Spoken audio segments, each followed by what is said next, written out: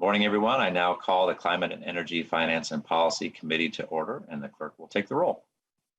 Chair Long. Present. Vice Chair Acomb. Present. Minority Leader Swazinski. Present. Representative Bierman.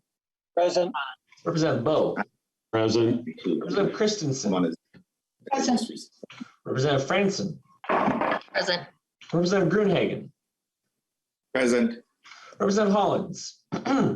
Present. Representative Hornstein. Present. Representative Igo. Igo present. Representative Lee. Lee present. Representative Lippert. Lippert present. Representative Lislegard. Lislegard present. Representative Meckland. Meckland present. Representative Munson. Representative Munson. Representative Stephenson. Representative Stephenson.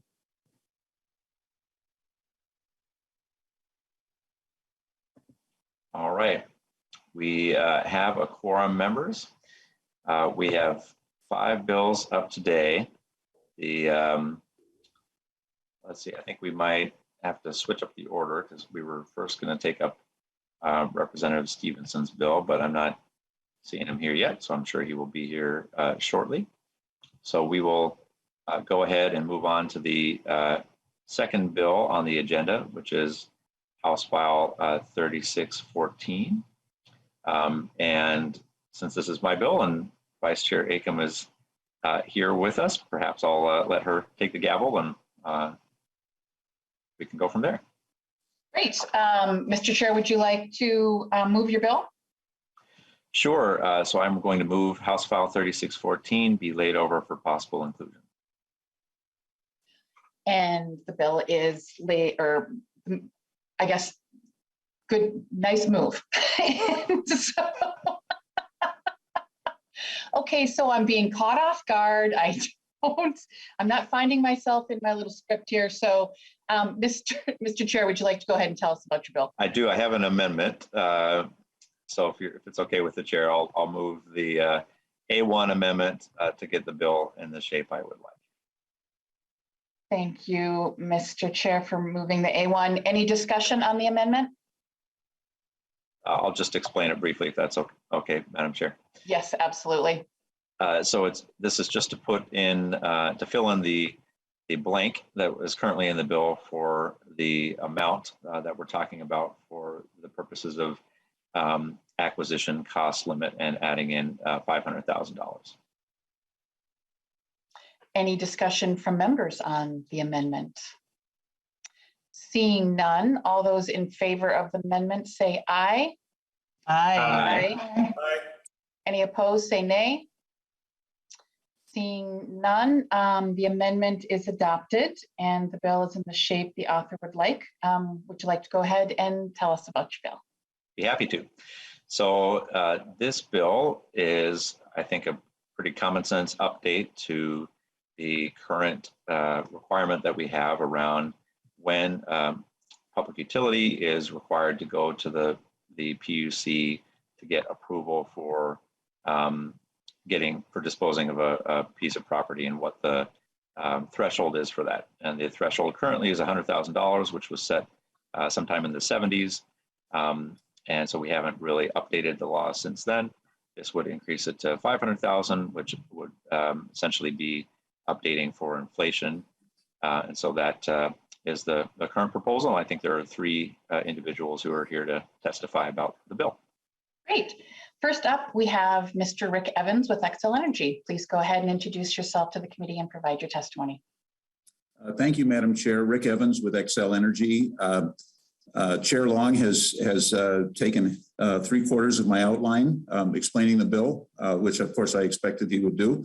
As I'm sure the committee can imagine, something that cost $100,000 in 1974, when I believe this provision was adopted, now covers things like bucket trucks and single transformers, which don't have any real impact on customers and don't really require PUC approval. We buy and sell a lot of things during the course of a year, and if they get over that threshold, then of course we have to take time to make a filing with the PUC, and they have to take time to analyze the filing and have a hearing and all of that. And we're always looking for ways to try to expedite matters of greater importance at the PUC, and this goes a long way towards accomplishing that. So we are very much supportive of the bill and believe it's a good update to the current statute. Great, thank you. And next up, we have Mr. Will Seifert with the Public Utility Commission.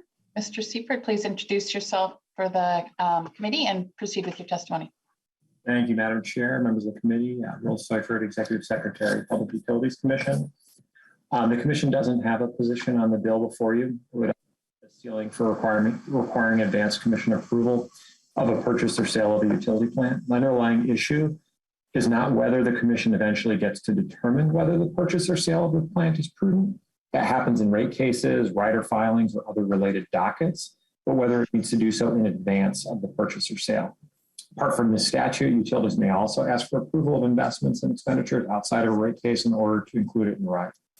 For something important to the operating system in Minnesota, it makes sense to require advanced approval at some level to ensure your utility is not giving away important plant that ratepayers have paid for and that is not paying too much for a purchase of a plant, as current law does. However, the threshold of 100,000 hasn't changed since it was enacted in 1974, as the author noted, therefore not accounting for inflation.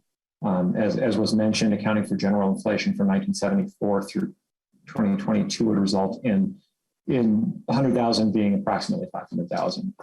Another thing the committee may want to consider is, depending on the level they choose to set the threshold for pre-approval, the impact on customers will vary across utility service territories. For example, a $1 million purchase will impact Otter Tail's customers at a higher percentage than a $1 million purchase will impact Excel's customers. For additional perspective, I pulled some preliminary numbers from the last 10 years for dockets on plant sales or purchase. There were about 15 dockets relating to plant sales or acquisitions. 4 of them were interrelated, filed between 2014 and 2020. A quick scan found that 3 of them involved less than 500,000 and 1 was right around $1 million. The rest were significantly over $1 million. There are also currently 2 pending property acquisition dockets before the commission involving this section of law. While I can't discuss the merits, I do want to call these to your attention to help illustrate the issues before you. 22-101 involves Xcel Energy's planned sale of transformers valued around $1.5 million. And 21-793 involves Otter Tail Power's planned acquisition of some of the Ashtabula wind farm, exceeding $50 million in costs. As I previously noted, the agency doesn't have a position on the bill, but is happy to answer any questions and wanted to provide a little bit of extra background and context. So thank you for your time. Thank you, Mr. Seifert, for your testimony. And we have just one more testifier, and then we'll get to questions, Representative Swedzinski. Next up, we have Annie Levinson-Falk with the Citizens Utility Board. Go ahead and present your testimony for the committee. Thank you, Chair Acomb. My name is Annie Levinson-Falk, and I'm the Executive Director of the nonprofit Citizens Utility Board. I've been asked for CUB's thoughts on this bill, both in the House and the Senate, so thank you for allowing me to share just a few thoughts today. I certainly agree with everyone who's spoken that it makes sense to increase the threshold from $100,000. I think everybody knows $100,000 isn't verified nearly as much, especially in the scale of utility investments today.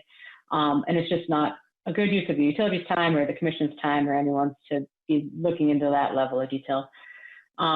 I don't know if Xcel or other utilities have specific plans other than what Mr. Seifert outlined where this threshold might come into play, but I've thought about it in terms of what it might mean for customers. Of course, Xcel being by far the largest utility in the state can absorb a pretty large purchase without it making an impact on customers' bills.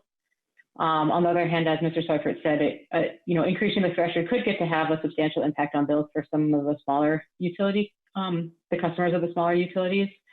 And the way that I've been looking at it is to look at it as a percentage of the utility's total annual revenues. Or another way to look at that is the percent that rates might have to go up to account for utility purchasing something at that threshold if it were to happen in the year.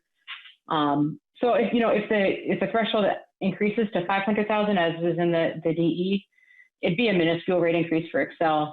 And on the other end of the scale, looking at Otter Tail Power, which is the smallest investor-owned utility in the state, it'd be about a 0.25% rate increase if that were to happen in a year.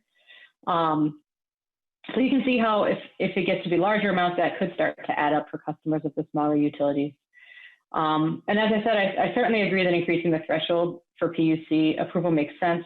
And as the bill moves forward and the threshold level, I think maybe continuing to be negotiated, I just encourage you to keep in mind the impact that it might have on utility customers, and particularly the different scale of the impact it could have for utilities of different sizes. Thank you. Thank you for your testimony. I see that Representative Swedzinski has a question. Please go ahead. Thank you. This would be a question to the folks from the utility, whichever that might be.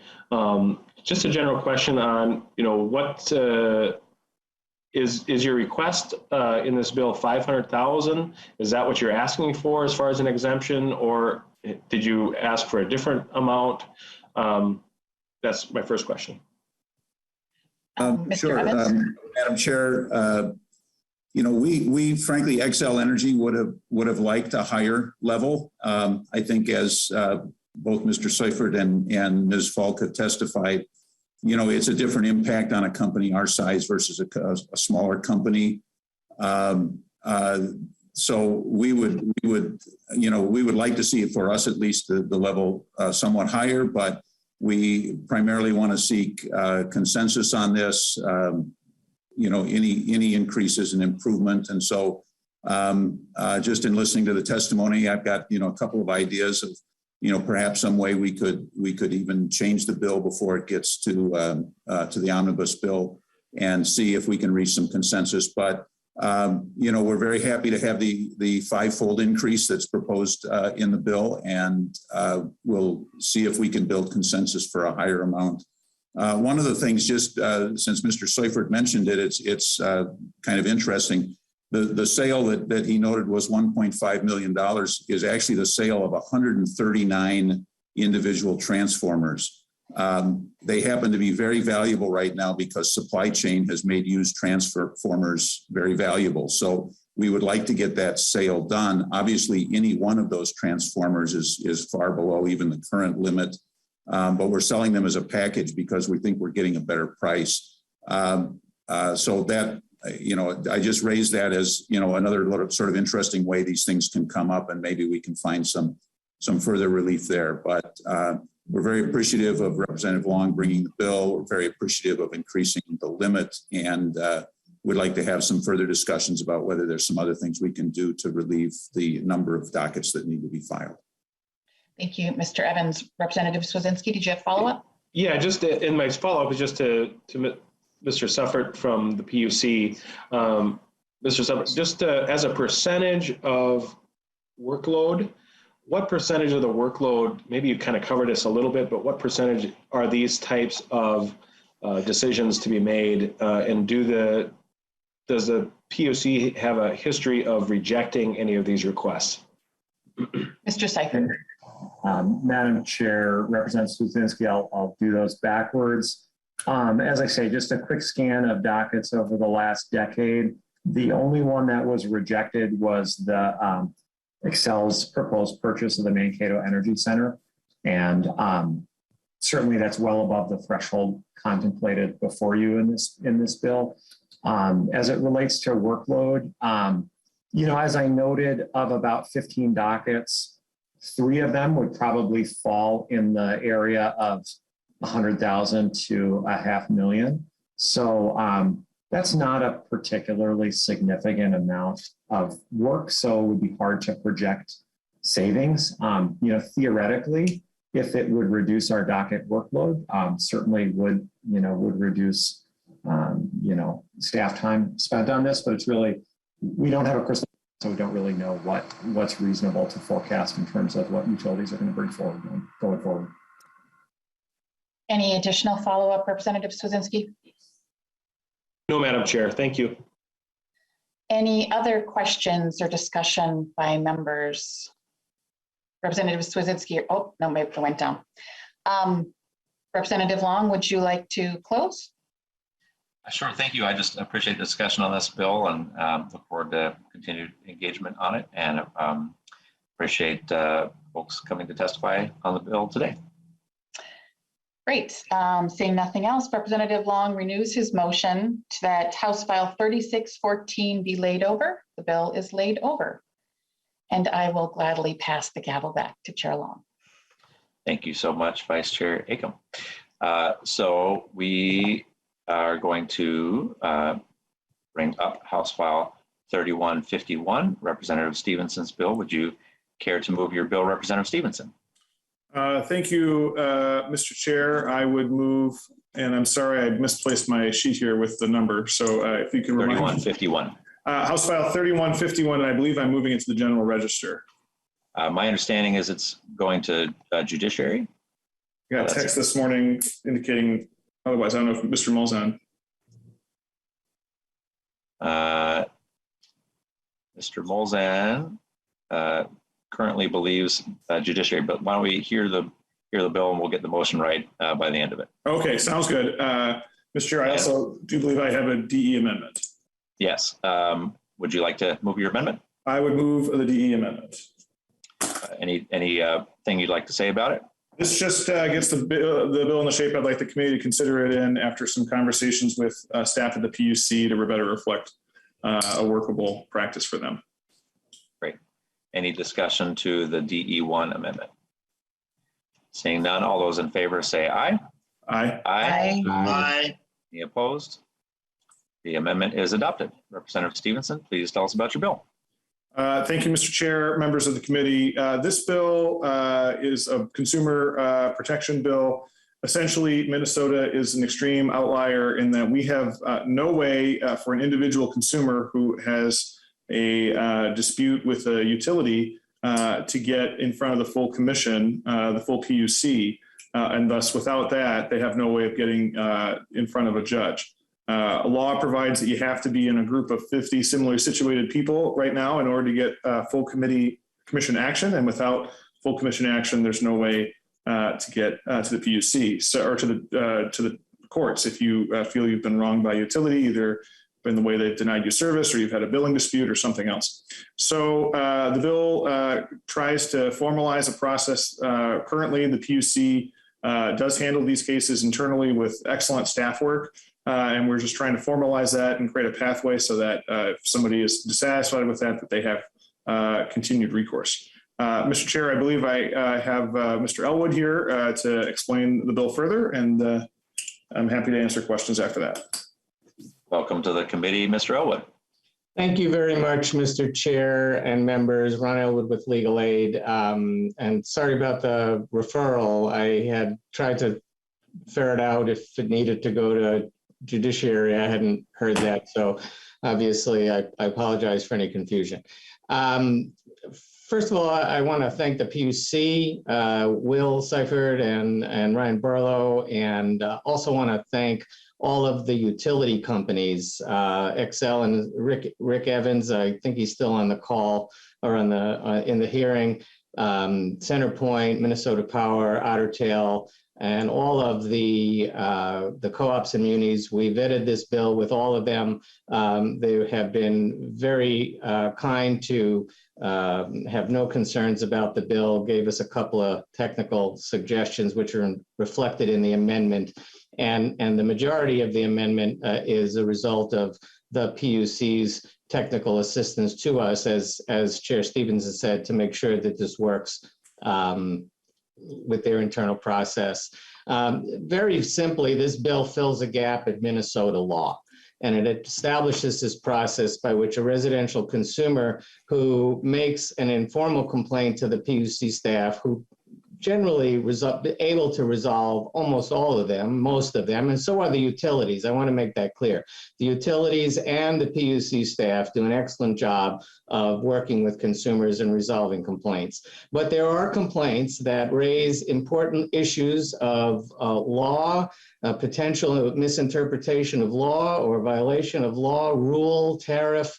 There are acts and practices which ought to be before the commission if they cannot be resolved. And this creates a process by which it can get there. As Representative Chair Stephenson said Minnesota is the only state in America, including the District of Columbia, where a residential customer does not have a statutory right to appeal to the commission regarding a complaint that's not statutorily resolved at the informal level.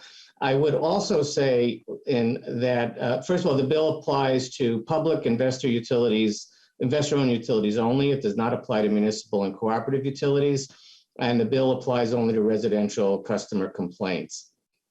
We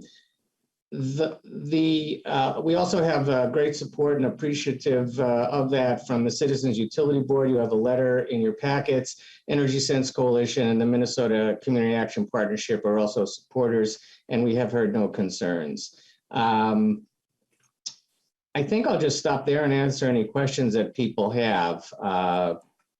I did one last thing. I think one question that'll invariably arises, the first question that we asked when we contemplated, bringing this to Chair Stephenson was, well, is this going to create a burdensome situation for the PUC or the utilities where there's going to be, a whole ton of these kinds of complaints coming to the commission, and is it going to overwhelm staff resources?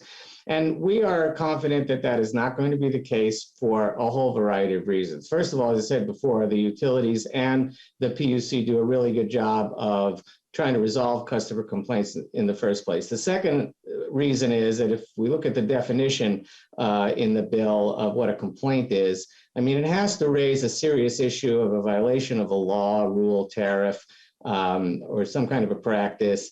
It does not apply to telephone complaints and all of the unregulated complaints. And third of all, every state in the union has this. Before I came to Minnesota, I was on staff at a large utility commission back east, and with significantly more customers than in Minnesota. And this process was there, and it did not overwhelm the commission. It hasn't overwhelmed any commission in any state, and these processes have been in place for a significant amount of time across the country. So with that, I'll stand for questions and say thank you to all of the stakeholders for their help in getting this bill to where it is.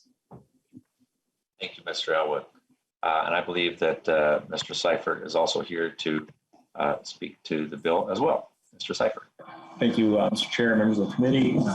Will Seifert, Executive Secretary of PUC. Thanks again for the invitation to come in and make comments on this bill. I also want to thank the author and legal aid for reaching out to us beforehand and your willingness to work with us to try to better understand how our processes could be shaped by the proposed law. The Commission hasn't taken a formal position on the underlying bill. The chair is supportive of the intent and direction of the bill and has instructed staff to work with the bill authors on the administrative details of the legislation, which is reflected in the amendment before the committee. We appreciate the author's efforts to update the Commission statute pertaining to consumer disputes and establish a streamlined procedure for commission disposition and judicial review in instances where a singular consumer may not be satisfied with the resolution of his or her dispute. Under current law, a formal complaint may be initiated by any political subdivision, by another public utility, by the department, by any 50 consumers, or by the Commission's own action. This legislation creates a specific pathway for individual complainants to get a decision from the Commission about their specific complaint and to get judicial review of that decision. By way of background, the Commission currently employs a team of 4 consumer mediators who resolve roughly 2,000 disputes per year, brought forward by individual consumers as informal complaints. Information about how to file an informal complaint and receive assistance from the Consumer Affairs Office, CAO, is available on our website. It's mn.gov/PUC/consumer/complaint. We can forward that to staff afterwards. We do encourage you to share this resource with your constituents. In the event that CAO is unable to satisfactorily resolve a problem on behalf of a consumer, they will refer the consumer to another agency, sometimes the Attorney General's office, the Department of Commerce, local unit of government, etc., or can bring the matter forward to the Commission to seek a regulatory resolution. This bill would create a path in statute for individual consumers to seek Commission action on matters that they do not feel were adequately resolved to their satisfaction. The amended language is structured in a way that provides for an agency decision subject to judicial review without the procedural requirements of a formal complaint which can add weeks or months to the process. As I noted earlier, the Commission does not have a position on the bill, but appreciates the opportunity to amend the bill into a form that can be administratively implemented. Thank you for your time and attention. I'm available for questions. Thank you so much, Mr. Seifert. Representative Stephenson, any additional comments before we go to questions? No, Mr. Chair. Although we did have an offline discussion, I think the referral, the chair was correct. I should never have even questioned it for a moment. And the bill will need to go to judiciary. I'm glad you've seen the light. Representative Swazinski. Thank you, Mr. Chair. Just a quick question to Representative Stephenson. Now, this bill, as I'm familiar with it, would allow individuals to come before the PUC to talk about whatever they would want. And so in my mind, this would be about a person coming forward. Would they be able to have people come on their behalf? Would individuals be able to hire a lawyer to speak on their behalf before the commission in their stead, or would they need to do it themselves personally? Representative Stephenson.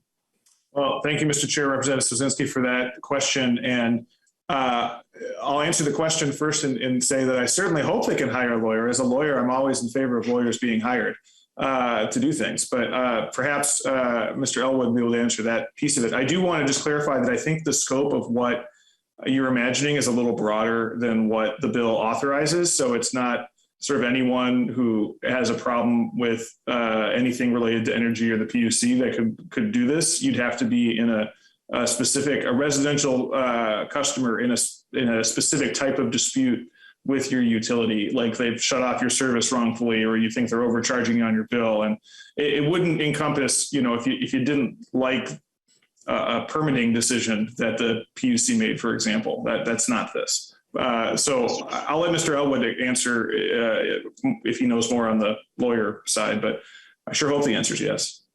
Mr. Elwood. Mr. Elwood, you need to unmute. Yeah, sorry. Mr. Chair and Representative Swazinski, first of all, this is a pretty narrow funnel that would get to the commission anyway, because first of all, it requires the consumer to first go to the utility. It then requires the consumer to go to the CAO to get that resolved. So a significant portion of consumer disputes get resolved that way, very many of them, most of them. Second of all, the issues that are typically going to be in dispute is where there is a dispute about whether or not a law, rule, tariff has been violated or has been misinterpreted. So these are a relatively narrow form. To answer your question directly, it does not preclude anybody from having a representative to help them through the process, a lawyer, or anybody else. We've had cases at Legal Aid that this is why we're here in the first place, because we've had consumers, and this is all going to ultimately be involved when people are at risk of losing their essential utility service through disconnection, which we would suggest would be wrongful, or denied service in some way if they're applying and they've been denied for a wrongful reason and an alleged wrongful reason. And so anyone can have a representative help them through the process. We don't expect that many of these, but the bottom line is they would raise incredibly important issues to the commission that are most likely to be affecting not just that individual, but other ratepayers, residential ratepayers in that utility territory, and potentially every residential ratepayer across the state. So these are issues that the ones that will come to the commission are ones that really raise critically important issues that are deservedly should be heard in front of the commission. There's no opportunity to get it now in every ratepayer in the country other than Minnesota ratepayers have that opportunity. Representative Swazinski. Thank you, Mr. Chair. And there's maybe another follow-up to Mr. Elwood's testimony. In other states, you mentioned that this is a common practice, other places. Does it have as a narrow a funnel as you would prescribe this bill, or have you seen in other states that this funnel has gotten wider and wider and wider in other states as this goes along? Mr. Elwood. Mr. Chair, Representative Swedzinski, I actually did a research project. What I did on my summer vacation was to look at every state rules and statute, which was quite an undertaking. And I have an issue brief which I'm happy to send to you if you want some light reading. But what it does actually, they haven't really changed very much over time. These laws have been in place for a long time, and most of them they're not actually as narrow as the way we've crafted it. They basically say anybody can come to the commission with a complaint. Most of them, almost every one of them, there are a few that can bypass the informal process and go directly to the commission. We didn't change anything here with the commission's authority, the commission's processes, the requirement going to the utility first and the CAO second. We didn't change that. We also didn't change any of the commission's existing authority to simply dismiss the case if they find that there's just no merit up front. They can simply say there are no grounds to investigate any further and quickly dispose of the case. Basically, I think our bill would be a more narrow funnel in some than most of the states that I've researched all of them. So typically this would be more narrow than many of the states that just say anybody can come. Thank you, Mr. Elwood. Representative Gruenhagen. Well, thank you, Mr. Chair. Yeah, my question is for Representative Stephenson. Representative Stephenson, would you agree with this statement that this bill arguably gives frustrated solar developers and rooftop solar residents a venue to bring their individual frustrations to the PUC when their projects are delayed due to inadequate grid capacity? I have a follow-up question. Representative Stephenson. I would not agree with that statement. Representative Gruenhagen. Okay, then the next question is, when a person brings a concern or complaint to the PUC under this bill, if they're not satisfied with the PUC's response, can they take the step of filing litigation concerning their issue? Representative Stephenson. Mr. Chair, Representative Gruenhagen, yes. In fact, the problem that we have currently is that an individual residential consumer who brings a complaint to the PUC can't get final agency action because they can't get to the commission necessarily. And it's kind of established law, not just Minnesota law, general administrative law, that you need final agency action in order to be able to avail your rights in court. So part of the idea here is that we should give residential consumers who feel they've been wronged by their utility the opportunity to get to court through a process. Representative Gruenhagen. Okay. Oh, thank you, Mr. Chair. One quick question for Mr. Seifert. And the question would be, do you think, I know you're neutral on this bill, or the agency is, and do you think this will add substantial complaints to your agency to the point where it might be overwhelming? Mr. Seifert. Mr. Chair, Representative Gruenhagen, thank you for the question. We're working on a fiscal note right now to try to answer that question. I don't want to speculate. We are working with our Consumer Affairs Office. We will likely also try to do some preliminary research with other state CAOs to try to better forecast what we can expect. I do think it's reasonable to anticipate it will add some workload, but I don't think overwhelming would be a fair word to use, but it will add some workload, and we'll do our best to provide as much of an accurate assessment in the fiscal note that we put together. Mr. Elwood, looks like you want to chime in on this as well. Thank you, Mr. Chair, and Representative Gruenhagen. I appreciate the question and the concerns that are underlying it. And I just want to say a couple of things. First of all, the bill as crafted would limit the ability to go this route just to terms and conditions of service. So the kind of thing that you were concerned about would really fall outside the scope of this and would not be eligible to go through this process. And again, I just want to emphasize that every single state has had this process in place, some for, 30, 40 years. And many of the states are the same size as we are, with the same staff levels of the PUC, and some are much bigger, but with many more people. And in no place, nowhere, at no time has this created an undue burden on staff or on any commission. So I don't think there's any reason to believe that it would do so here. Thank you, Mr. Elwood. I don't see any additional hands. Representative Stephenson, any closing comments to your bill? Thank you, Mr. Chair, members of the committee. This is a good bill. I appreciate the constructive conversation today, and I ask for your support. Thank you, Representative Stephenson. I'll just echo my support for this bill, and want to thank Mr. Elwood for bringing this forward. The fact that we're the 50th state to take this up is pretty compelling, and I think that this is narrowly focused on just a handful of issues that affect individual consumers. So with that, Representative Stephenson renews his motion that House File 3151, as amended, be re-referred to the committee, the Judiciary and Civil Law Committee, and the clerk will take the roll. Chair Long. Aye. Vice Chair Acomb. Aye. Minority Leader Swazinski. No. Representative Bierman. Aye. Representative Bowe. Aye. Representative Christensen. Aye. Representative Franson. No. Representative Grunhagen. No. Representative Hollins. Aye. Representative Hornstein. Aye. Representative Igo. Igo, no. Representative Lee. Lee, aye. Representative Lippert.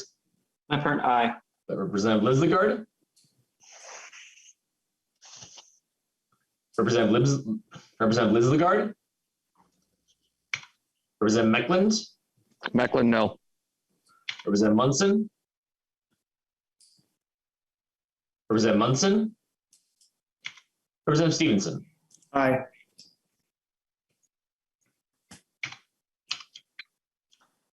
There being 10 ayes and 5 nays, the motion prevails and the bill is re-referred.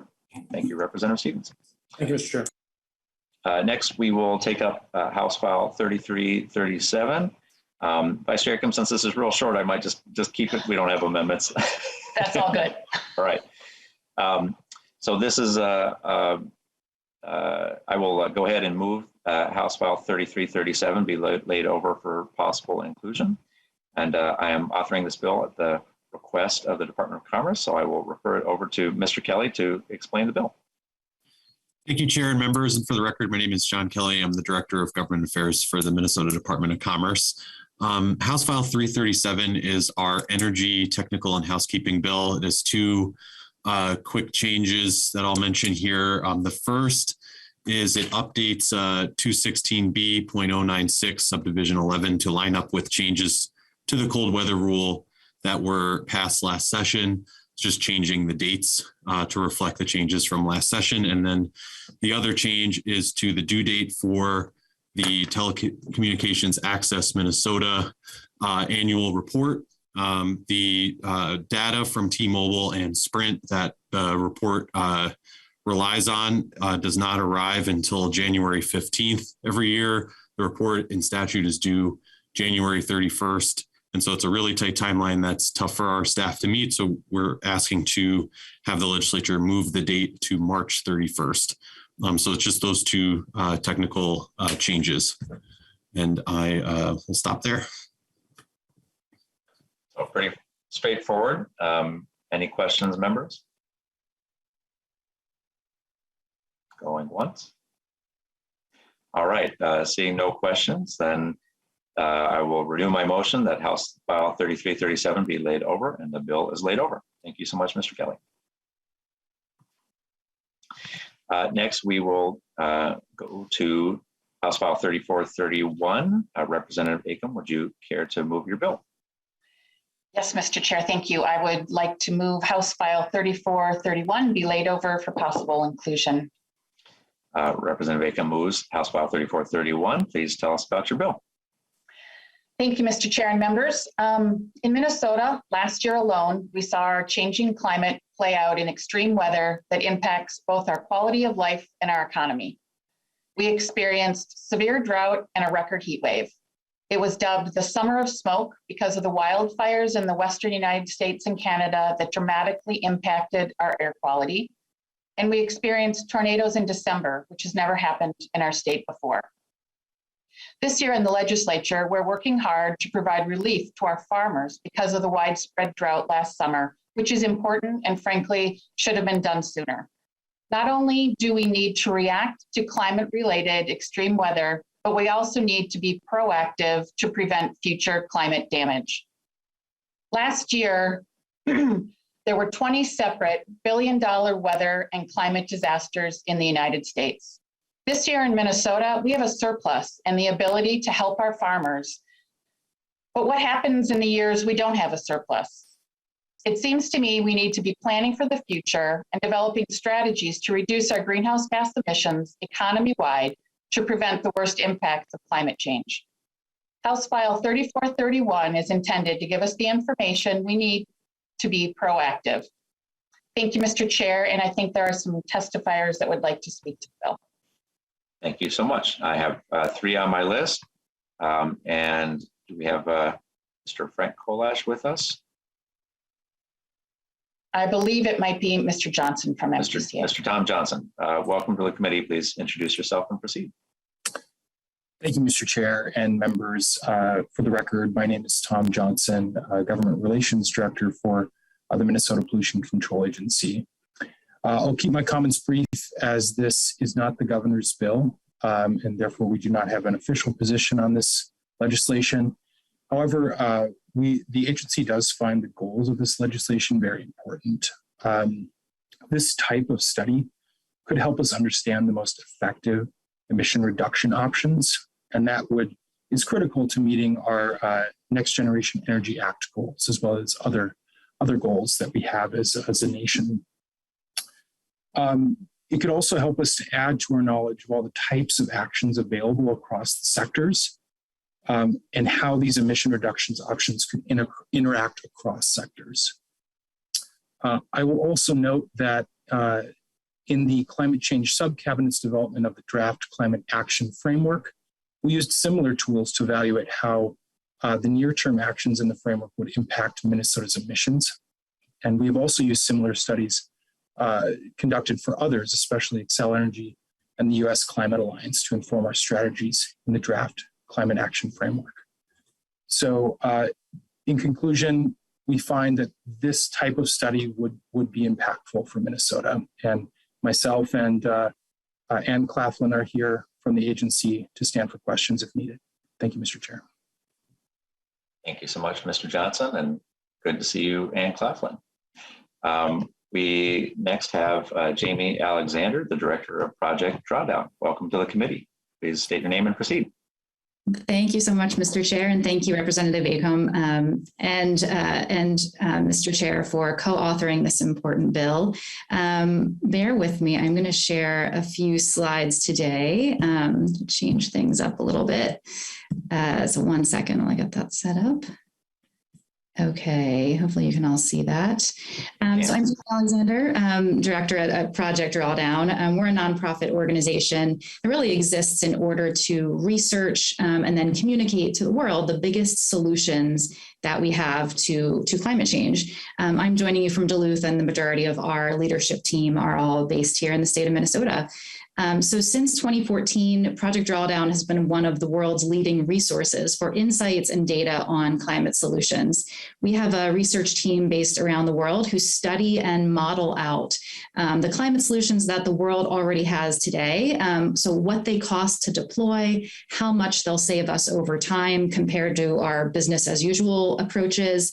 And then how much of the, kind of planet warming greenhouse gas emissions these solutions will reduce or avoid. So in 2017, we published a book of our initial findings. This was really the world's first ever effort to aggregate the climate solutions that we already have in one place. This book became a New York Times bestseller.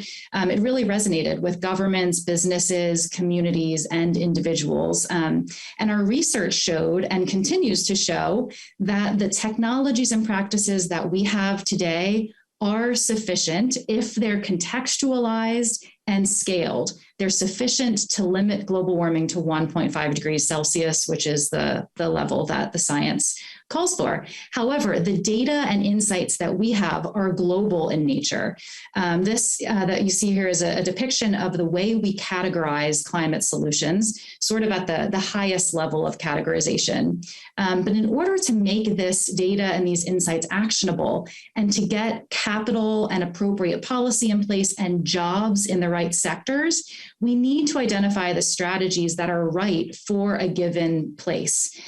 So, given our natural resources here in the state of Minnesota, our job skills, the industries here, et cetera, these solutions will vary widely, as will the greenhouse gas reduction strategies. And that's why we at Project Drawdown are very supportive of this bill.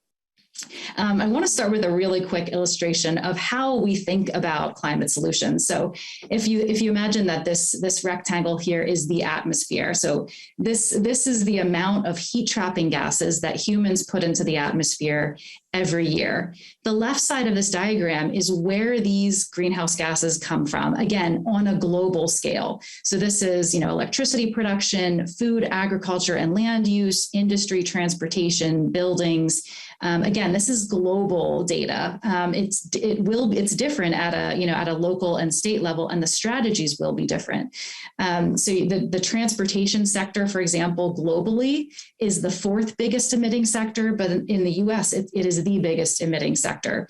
So this is the broad sectors in terms of their emissions, but thankfully we also have sinks, so what we call natural sinks that absorb carbon at land and at sea. So with all of those inputs, all of the emissions that humans are putting into the atmosphere, and then everything that nature takes out of the atmosphere, we still have about 60% of those heat trapping gases left. And that's what creates this thick blanket around the planet and what is leading to climate change. So knowing where those gases come from and where they go helps us to identify climate solutions. This kind of shows where the solutions are as we've analyzed them. This is again at the highest categorization level, and then you can double click in each of these. But we can displace the old and high emitting ways of doing things by replacing them with climate solutions, like transforming our energy system to one that primarily uses renewable energy, rooftop solar, electrifying our buildings, solutions for how we grow our food. This is a practice known as managed grazing, regenerative agriculture, where the soil actually absorbs carbon, how we deal with our waste, creating more bikeable, walkable, and connected cities, how we power our commercial buildings, and how we exist in relationship with nature, by supporting and enhancing our natural ecosystems. And I want to also say that, the financial case for investing in climate solutions is crystal clear.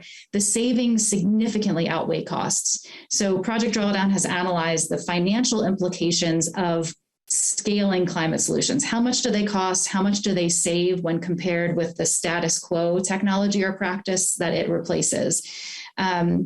Overall, net operational savings exceed net implementation costs about 5 times over. And if we consider the monetary value of co-benefits like healthcare savings from reduced air pollution or avoided climate damages, the financial case becomes even stronger. And again, this is at a global level. So this picture will be different here in the state of Minnesota, which provides the rationale for this study.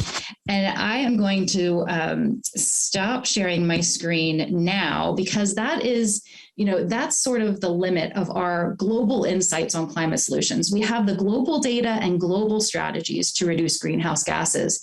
We know where emissions come from. We have the solutions to transition toward climate solutions. But what we don't have, and what the world needs now is, particularly in light of yesterday's IPCC report and the urgency that was yet again underscored, we need contextualized state-level strategies to make all of this global data hyper relevant and laser focused. We need that for a few reasons. So one, governments around the world are looking to reduce their emissions faster, and we need transparency. We need to build trust between governments and companies and citizens so that we can all be part of the same process. So here in Minnesota, we have companies like General Mills, 3M, Target, and others who are major contributors to greenhouse gas emissions. And if there were, state level strategies that they could flow into, it would greatly accelerate their work and, help build trust and transparency with governments and citizens. Second, coalescing around shared priorities. Here in Duluth, where I'm based as one example, we have two separate climate efforts happening. One is citizen-led and one is led by the city. And we're using different data. So that makes coordination challenging. So given, sort of this vanishing window of time that we have to act, we need to all start coalescing around shared priorities and shared strategies. And it's hard to do that if we don't have clear baselines, data, and sort of a shared set of North Stars that we're moving toward. And then lastly, the reason that we're so excited about this bill is getting capital to the most effective climate solutions and strategies for a given place. This report will help guide investors and philanthropies, including corporate philanthropies, to be able to bring their capital to bear as well, and help bring more funding into the space for critical climate solutions for the state of Minnesota. So I'll just end by saying, we have the solutions at hand, and this report will provide a critical missing link between global strategies and state level ones. So thank you for the time. Thank you so much for being with us. And our final speaker before we turn to member questions is Chris Connery with the 100% campaign. Chair Long and members of the committee, my name is Chris Connery. I'm the director of the 100% campaign. We're a coalition of almost 60 organizations who are advocating for an equitable and clean energy future in Minnesota. We bring together faith leaders, labor unions, health professionals, scientists, youth, environmental advocates, community organizations, new Americans, indigenous leaders, rural organizations, artists, and small business owners. I'm here today to share our support for House File 3431. We're excited about it for three reasons. First, Minnesota needs a plan. As the committee is well aware, our state is not on track to meet our bipartisan goal set in 2007 of reducing our greenhouse gas emissions 80% economy-wide by 2050. A plan like this, these strategies would help us get back on track by making sure we're hitting key benchmarks along the way, like America's commitment in the Paris Agreement to reduce greenhouse gas emissions by 50 to 52% by 2030. Second, public planning is a way to bring people together. As you heard Mr. Johnson describe, the state is well positioned to bring together a wide range of stakeholders with the knowledge and expertise that we need to create a plan together. All of these plans, how we generate electricity, how we build, travel, or farm, will be made over the next 10 years through either our inaction or our action, either in public or behind closed doors. And this bill's approach would help ensure that these decisions get made together by all the impacted stakeholders. Third, all of these strategies could bring tangible co-benefits to Minnesotans. That's a key reason why a multi-stakeholder public plan is the right approach. We could meet our state and national goals in a way that lowers energy costs, builds better buildings, creates healthier soil, protects our air and water, reduces racial and gender disparities, improves public health, and creates good jobs. Our endorsing organizations and their members support this approach because we get it. A transition to an equitable and clean energy future is an opportunity, and this bill is an opportunity, is an important way to make sure we don't let this opportunity pass us by. Thank you for your time today.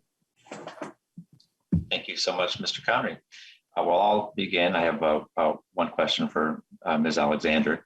And you, I think, laid out really effectively the range of options that there are for taking a look at what we can do for the various sectors of climate change. I'm a pretty big fan of your work. I've got the Drawdown book as my desk book in my office.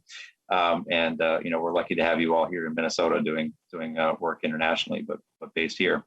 The question I have is on the importance of planning. We know right now where we're at as a state. The PCA does excellent work in measuring our progress towards our goals, and we know that we're off track. And I'm just curious if there are other jurisdictions that you're familiar with, states or national governments that have come up with a plan, and how that's changed the conversation in those states, or if it's driven action. Thank you, Mr. Chair. Yeah, that's a great question. So we have worked with a few other states who have worked to implement a similar strategy. There's not been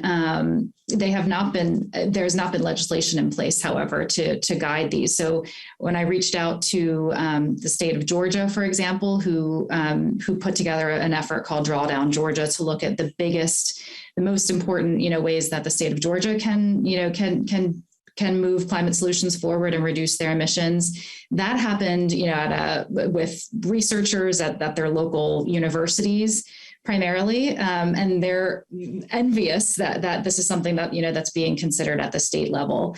But that has been a very successful effort for them. They've looked at the specifics of the landscape of the state of Georgia. What do they have at what are their natural resources? What is their geography? What are their people skilled to do? What are their industries? And so they've really taken that and turned that into a statewide strategy that has been taken up by universities, businesses, faith groups. The local organizations have all rallied around this one shared plan.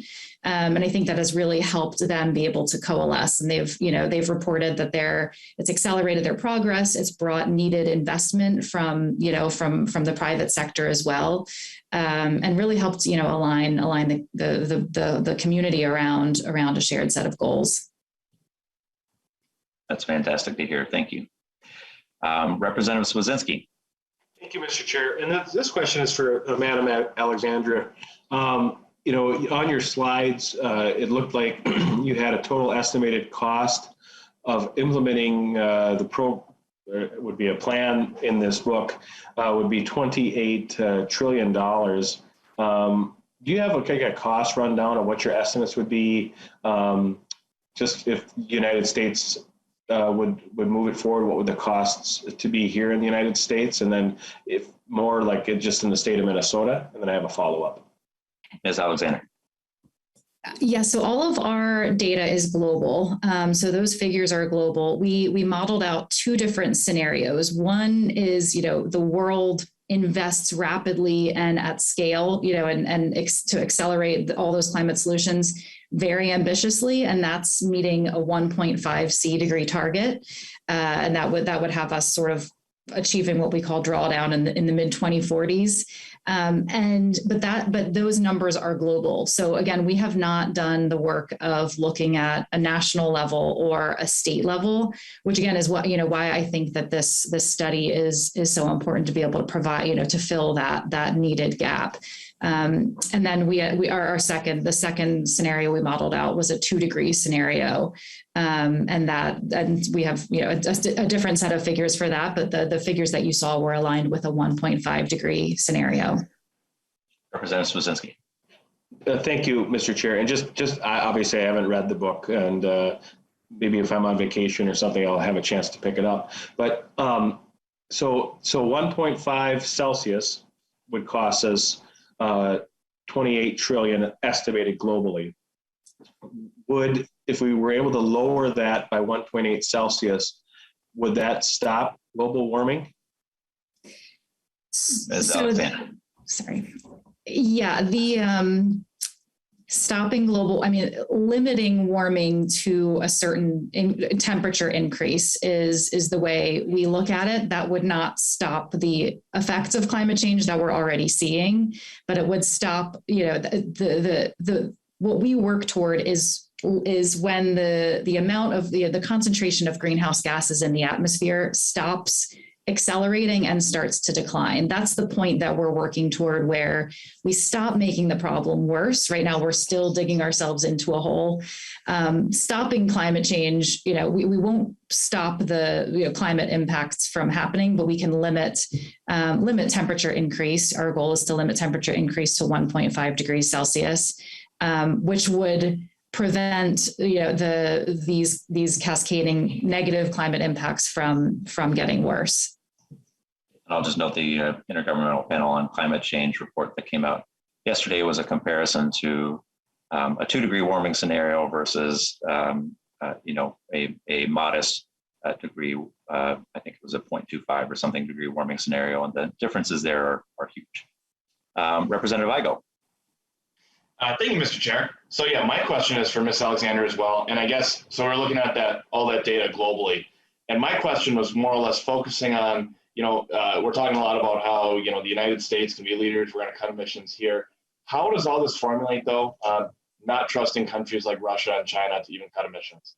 And if I'm correct, the Climate Accord, or the Paris Climate Accord, means the Chinese agreed that they don't even have to start drawing down their carbon until 2030. So for the next 8 years, they're going to keep emitting more and more and more, yet we'll keep cutting down. So at the end game of this, how does that factor into all your math? Because I don't see the countries of Russia or China doing anything to get along in the global playground right now and do their part. Ms. Alexander. Thank you for the question. We look at it from the opportunity that these solutions represent. So the amount of jobs that these solutions will create in new sectors where, workers can be transitioned into them, the amount of savings that we'll see compared to, the current technologies that these solutions will replace, will, provide good paying jobs. They'll provide return on investment over time, and they'll, help contribute to less climate damages over the longer term.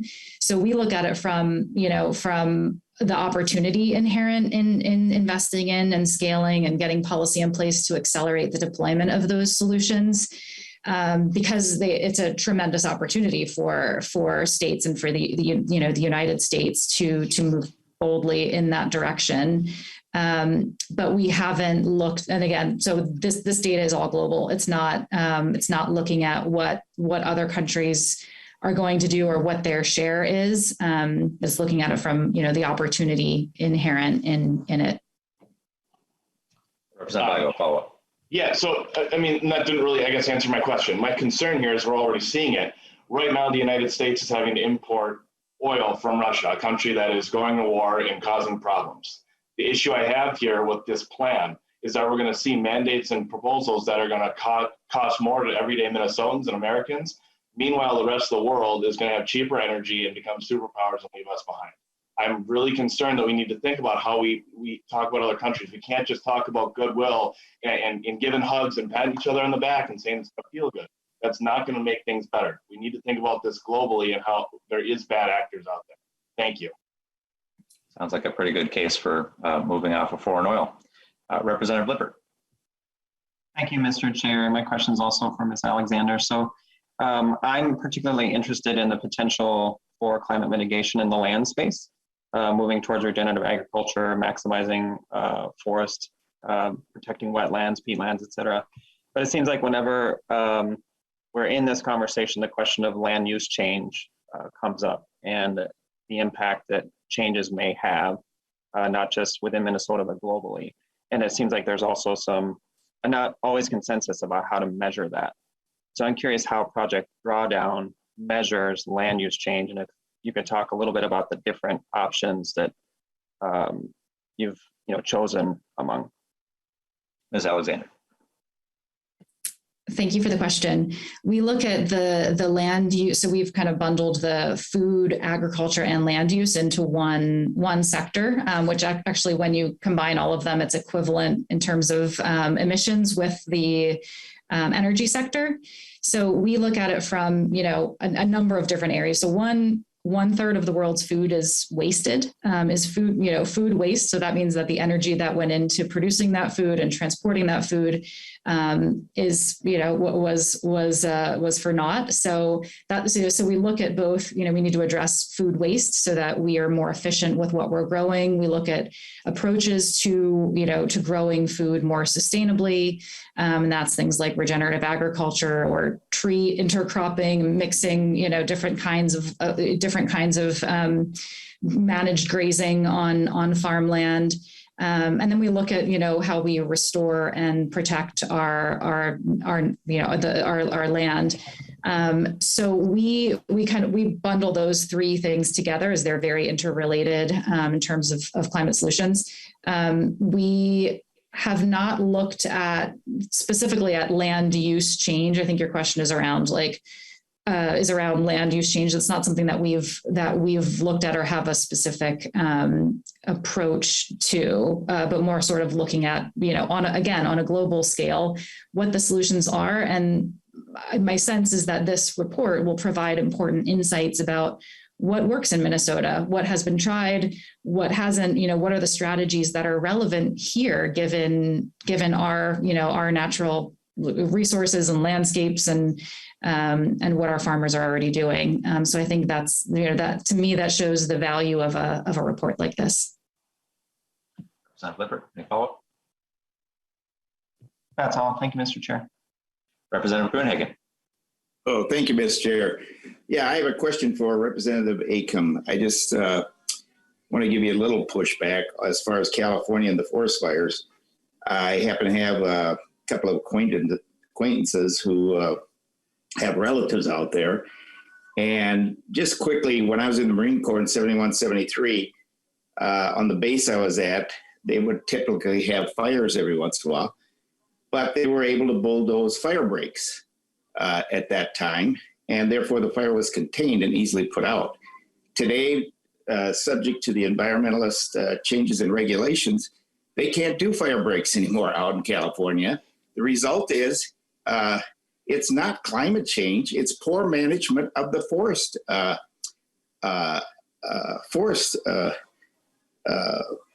quality that is destroying out there. In fact, we burnt a whole town down, Paradise, California, with this nonsense.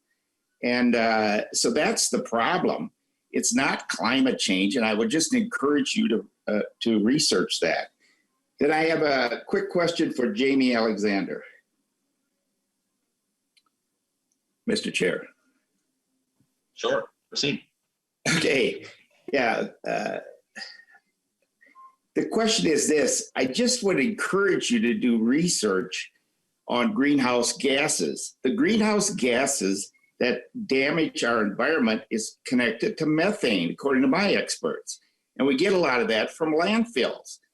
More CO2 is not actually bad for our Earth. It's actually good. And there is over 31,000 scientists, US scientists, who aren't tax subsidized, that signed a petition back in the 90s stating that. So I think we're going in the wrong direction, and we should be addressing incinerators in our landfills to actually address the methane that's causing a problem. Please research that and reassess your thinking. The other thing, when you have experts that give information to you about CO2, ask yourself, are they tax subsidized? In other words, are they getting tax dollars to come up with those conclusions? It does affect human nature, okay? So just appreciate any response you would have. Thank you. And Ms. Alexander. Thank you for the question. So we look at greenhouse gases, which include, of course, methane. Methane is one of the most potent greenhouse gases, and it's one of the things that we have identified we need to address quickly. And it's the lowest hanging fruit, absolutely. Many of our solutions address that in the end through looking at waste, including food waste, as you mentioned, in landfills. there are other greenhouse gases in addition to methane that are less potent, but also contribute to climate change, including CO2. And so we look at the full mix of greenhouse gases. I appreciate your insights. Thank you. Mr. Chair, one quick follow-up. Yes, quick follow-up, Representative Gruenhagen. Okay, thank you for that response, Ms. Alexandria. You know, I had a Democrat on the House floor from up in northern Minnesota state to me that when trees are die and decay, they're giving off a lot of so-called greenhouse gases. And yet we are pursuing in Minnesota a direction where we don't clean those things up. And the result is we create more of a fire hazard, just like we had this last year. So we're going down the same path as California, and we're making a mess of this rather than addressing what the real problem is. Thank you, Mr. Chair. Please think that through and do some research. Thank you, Representative Gruenhagen. Representative Hornstein. Thank you, Mr. Chair. And my question is also for Ms. Alexander. Ms. Alexander, first of all, thank you. I think your work is inspiring and helpful. I think it gives us some very concrete strategies to, really figure out how we, get to 1.5. So I'm interested, you had mentioned that transportation is the largest source of greenhouse gas emissions, in the United States and I believe in Minnesota as well. So what is your advice about, the best ways we can cut greenhouse gases in the transportation sector? Obviously, we have transit and land use issues and electrification, but what rises to the top for you and what would you advise us in the legislature on that? Ms. Alexander.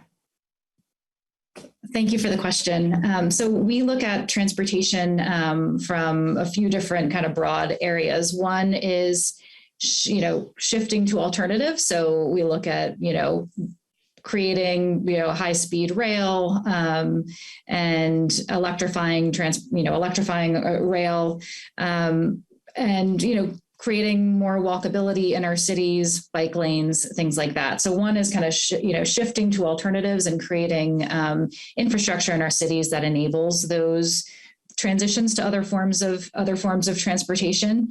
Another is, looking at making more efficient the vehicles that are on the road. So that's looking at, more efficient cars, trucks, aviation, and then ultimately, switching to electric, looking at the infrastructure for enabling that with charging stations. And then, less demand for travel as well. So a lot of the corporations that I work with, coming out of the pandemic are, reducing their business travel is a big aspect of how they can reduce their overall emissions. And so we sort of look at it from yes, electric vehicles tends to be the main thing that most people think of when I think of decarbonizing the transportation sector. We look at it from a bit of a broader view where, relying less on personally owned vehicles if we can and where we can, and creating more kind of equitable and accessible ways of getting around cities and infrastructure for cities. Thank you. Thank you. Thank you, Ms. Alexander. Thank you, Mr. Chair. Thank you, Representative Hornstein. Representative Munson. Thank you, Mr. Chair. My question would be for Ms. Alexander as well. I know that we're focused on reducing harmful emissions in the state of Minnesota, but we share the air with the rest of the world, and much of what I've been working on in the energy committees is directing our attention to this idea that we're reducing emissions here in the state, but we're actually shifting the burden to developing nations around the world because they use such enormous amounts of energy produced in a pretty dirty way to mine, process, and manufacture many of these products that we're using, like electric car batteries and the turbine blades and solar panels and such overseas. If we're going to be looking at these options for reducing emissions, is there an idea? Do you have an opinion on whether or not we should even consider looking at the increase in emissions from all of this mining and processing of these materials overseas that we're shifting? Ms. Alexander. Thank you for the question. I think there are different ways of sort of slicing and dicing the data that underpins these, the climate solutions that we've looked at. One is, and absolutely, you're raising a very important point, that many of these climate solutions have adverse impacts. As of now, internal combustion engines are still far more, contribute far more to climate change than electric vehicles. But you're absolutely right that they bring their own set of problems. So we also, we sort of look at different configurations of climate solutions. So you can sort of whittle down the list to those that are, that have positive health impacts. So you could look at the intersection of poverty alleviation and climate solutions in developing countries, or positive health outcomes and climate solutions. You can look at, kind of different configurations of them depending on what's most important. But I think it's very, and you're raising, the good point around electric vehicles, which is why also kind of taking another look at city infrastructure so that we can ultimately rely less on personally owned vehicles is a critical part of the mix, and why I think a report like this is so foundational to our climate strategy here in the state of Minnesota. And Mr. Chair, if I could just have a follow-up comment. Yes, briefly, Representative. Yeah. Thank you for your comments, Ms. Alexander. And I mean, I like the idea of moving forward to reduce harmful emissions, but I just saw yesterday that there was a 7-month study of a power plant in North Carolina talking about like the nitrogen oxide emissions, because they've increased due to solar, right? Because every time you put solar on the grid, you have to have an emergency backup generation of electricity that can come on every time a cloud comes overhead, and the emissions from these inefficient power plants are actually emitting more harmful emissions than if we just stuck with a high efficiency, load-based natural gas plant. And so basically what this study shows is that adding solar to the grid is worse for the environment here locally, not to mention all the extra energy consumed and produced overseas when these products are manufactured. So I hope that I like the idea of doing a study, but I'm certainly not going to vote for this one, especially with the administration and its focus on pushing green energy. But I hope to continue the conversation. Thank you, Representative Munson. Representative Ball. Thank you, Mr. Chair. Kind of a question, more just a comment for Ms. Alexander. When Representative Gruenhagen was speaking a few minutes ago, you had made a comment that there are, many different greenhouse gases, and certainly there are, but we have to remember that all greenhouse gases are not created equal, and methane is much more aggressive than CO2, for example. So we need to keep that in mind when we're looking at the different issues that are out there, different forms that are out there. Thank you. Thank you, Representative Ball, and I think Ms. Alexander made that point in her response. Representative Swedzinski. Thank you, Mr. Chair. And just a question, Ms. Alexander. In the book, I guess I read an article just the other day that talked about, from a copper mining standpoint, that in what we've used so far as copper, we've mined in the last 500 years, and we'll need just as much if this is to move forward in the next 25 as we did the last 500. Are there any solutions in the book on how about like that copper mining and just base mineral acquisition could move forward? Ms. Alexander. Thank you for the question. Unfortunately, that is beyond the scope of our research, but I wonder if anyone else that has joined today would have a better answer for that. I'll take a crack at that. I know that that the Biden administration just this week came out with a study looking at supply chain and critical minerals, and so perhaps I can share that with the committee. Mr. Chair? Representative Swedzinski. It just, just before we kind of move on, and maybe it's already been stated, but the idea that the Biden administration would laugh off the cost of oil right now as far as the impacts on family budgets and not look at, opening up areas for exploration and stopping his stonewalling of permitting for oil exploration in the United States. It really should be condemned bipartisanly across the country. So just let that be said. I think we're getting a little far afield from Representative Acomb's bill, but I'll allow it. Representative Bierman. Thank you, Mr. Chair. And another question for Ms. Alexander, please. So in the discussion, which has been great today, there's clearly no silver bullet for climate solutions. It needs to be multifaceted. I really support this report so we can get more information and have a roadmap. My question to you today is, could you tell me in the studies you've done, how impactful would a carbon fee and dividend bill be in the range of solutions for this issue?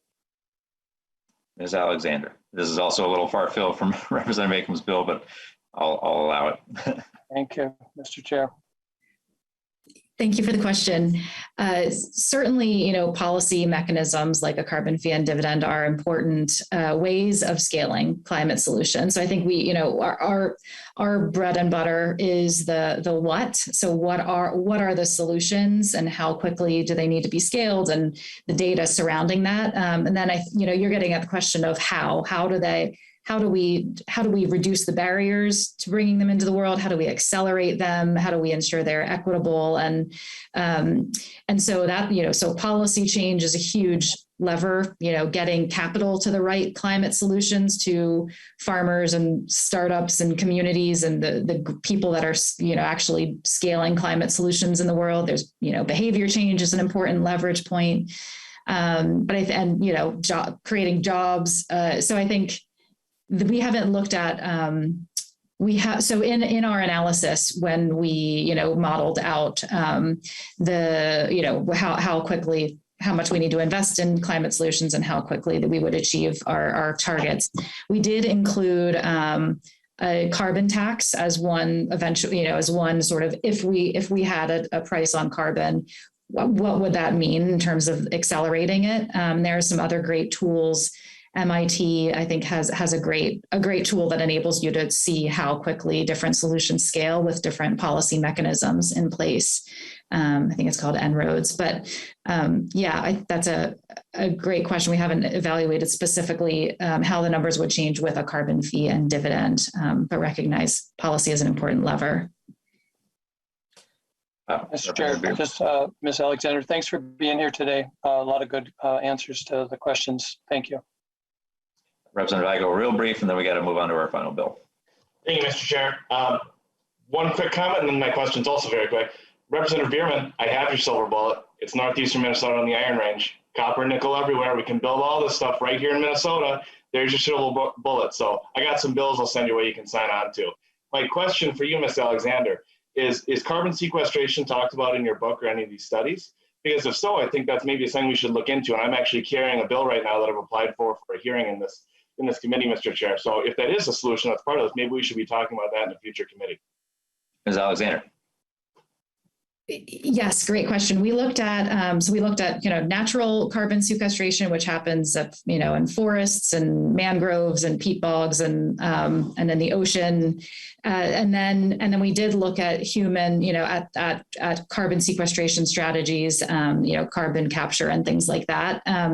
We have not yet seen that they have shown the return on investment. We include them because they meet our criteria they have the potential to reduce or avoid greenhouse gas emissions at a certain level. They're feasible, they're ready to deploy, but we haven't yet seen, at least in our analysis, we haven't yet seen kind of the return on investment or the effectiveness of carbon capture, kind of human made as opposed to natural climate solutions that do the work as well. But definitely, something that we recognize we need to reduce emissions, and we will eventually need to rely on some level of carbon sequestration technology. Representative Acomb, would you care to make any closing remarks to your bill?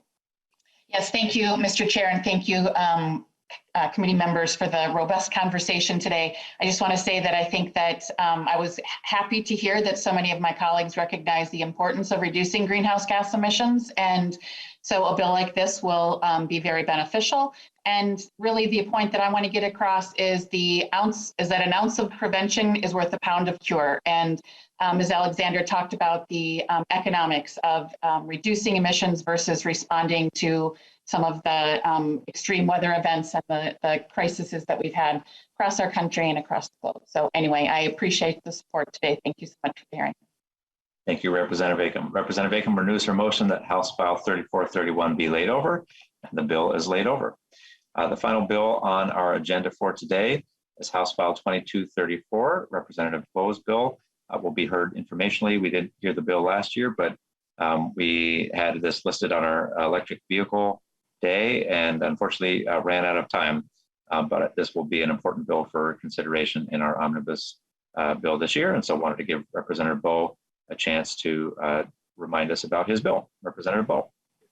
Thank you, Mr. Chair. This will be quick since it is an informational hearing only, but House File 2234 seeks to offer EV charging station infrastructure at county government centers in Minnesota. Over these last months and actually a year or two, several counties have expressed an interest to me in providing EV charging infrastructure for their customers at their government center locations. Many have said they're unable to afford to do it on their own. Others have expressed a frustration in applying for grants through the state of Minnesota and the Minnesota Pollution Control Agency, but not being successful in receiving those grants. In greater Minnesota, government centers are frequently located adjacent to residential neighborhoods.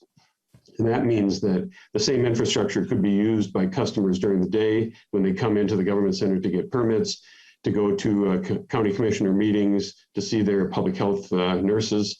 And then in the evening, both by neighbors who live nearby and also county fleet vehicles overnight. And this would allow counties to include EVs in their stable of fleet vehicles. So that's why I'm excited about this bill. I think it helps to get EV charging infrastructure out to the people, out to regular folks in greater Minnesota. I did have an author's amendment last year that sought to provide some flexibility for smaller counties who might not be able to be up to owning and managing and collecting fees from that infrastructure. But I think the subdivision 2, paragraph 2 really addresses that issue. So we should be good, I think, this year with that. I have had some conversations wanting to look at maybe addressing handicap access concerns. So there may be an author's amendment when this moves forward. But this bill does seek $4.1 million from the Renewable Development Account, and I think it's a good use. So thank you. Thank you, Representative Bowe. And I'll just note, I had an email recently from County Commissioner Molly Malone from Murray County in support of your bill. And she mentioned that her county has 8,000 people and doesn't even have a stoplight, but that there are a number of tourists who come through in the summer, and she sees quite a number of electric vehicles coming through and is concerned that right now they don't have EV charging stations available in their counties. So, you've got support from across the state for your proposal. Any questions for Representative Bowe? All right, well, Representative Bowe, thank you so much for reminding us about your bill and for flagging the potential amendments should we include it in our omnibus bill. Members, thank you for the robust discussion today. That's all of our business, and we are adjourned.